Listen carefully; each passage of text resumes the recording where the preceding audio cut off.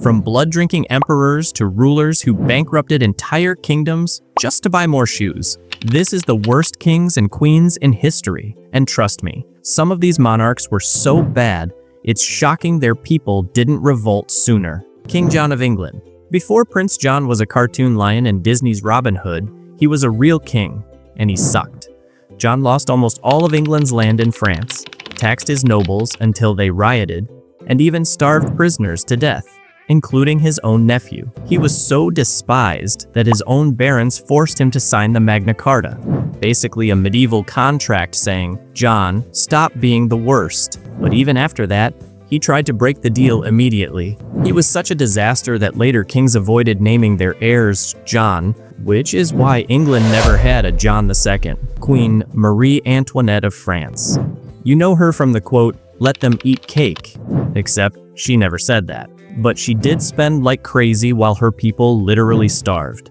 She built her own fake peasant village just so she could pretend to be a shepherdess while wearing diamonds. By the time the French Revolution rolled around, she and King Louis XVI were symbols of everything wrong with the monarchy. The French people gave them both a new haircut, courtesy of the guillotine. King Charles VI of France, nicknamed Charles the Mad, and not in a cool way. He once forgot his own name, thought he was made of glass, and ran screaming through the palace halls. Sometimes he didn't recognize his wife or kids. Other times he'd violently attack his servants. His mental illness led to total chaos in France, leaving the country wide open for invasion by England.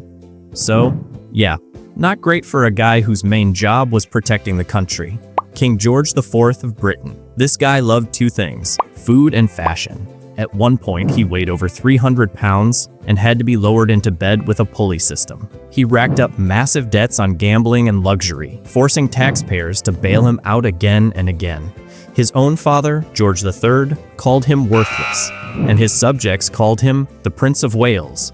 Not Wales like the country, Wales like the animal. Ouch. Queen Ranavalona, the first of Madagascar. Nicknamed the Mad Queen of Madagascar, and she earned it.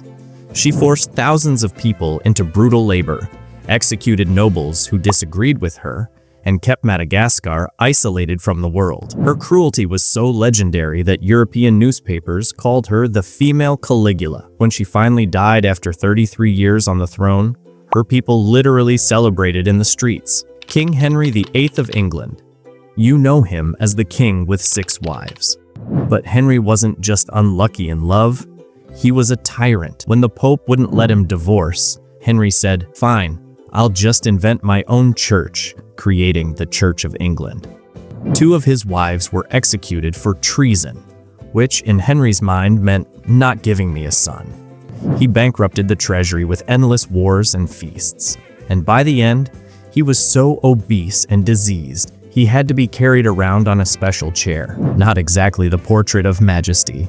Emperor Caligula of Rome. You knew he was coming. Caligula was Rome's poster child for insane emperors. He made his horse a senator, forced people to watch hours-long plays, and executed nobles for fun. One story says he ordered his soldiers to attack the ocean and collect seashells as war trophies. Historians still debate how much of this is true, but everyone agrees. He was unhinged. His own guards eventually stabbed him 30 times in the palace. King Leopold II of Belgium. This one's not funny. It's horrifying. Leopold turned the Congo into his personal colony, where forced labor, mutilation, and mass killings happened on a massive scale. Historians estimate millions died under his rule, and all of it was so Leopold could make money from rubber and ivory. Even today, his legacy is one of the darkest in European colonial history. Queen Isabella II of Spain. Isabella was famous for scandals. She came to the throne at just 3 years old, and by adulthood, Spain was falling apart. She surrounded herself with corrupt advisors, lost colonies abroad, and became infamous for her affairs. Eventually, the Spanish people had enough and kicked her off the throne in 1868. She spent the rest of her life in exile. So, what have we learned?